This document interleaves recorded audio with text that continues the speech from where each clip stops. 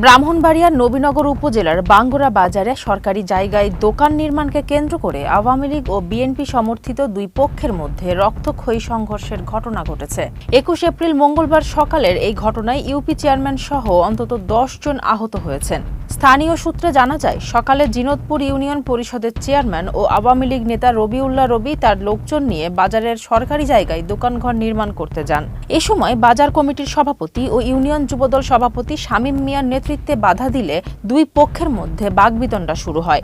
এক পর্যায়ে উভয় পক্ষ দেশীয় অস্ত্র নিয়ে সংঘর্ষে জড়িয়ে পড়ে। প্রায় আধা ঘণ্টা ব্যাপী চলা এই সংঘর্ষে চেয়ারম্যান রবিউল্লাহ, তার ভাই যুবলীগ নেতা শফিকুল এবং প্রতিপক্ষের ইউনিয়ন যুবদল সভাপতি শামীম মিয়া, তার ছেলে শান্ত, বাজার কমিটির সেক্রেটারি আতিক ও বিএনপি নেতা মজনু সহ উভয় পক্ষেরই কমপক্ষে ১০ জন আহত হন।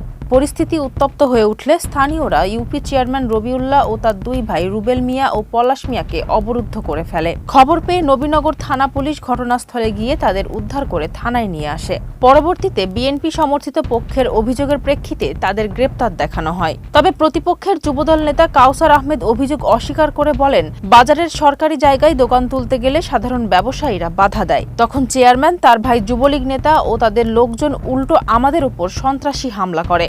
এক পর্যায়ে যুবলীগের শফিক আগ্নেয়াস্ত্র বের করলে বিক্ষুব্ধ ব্যবসায়ীরা তাকে পিটুনি দেয়।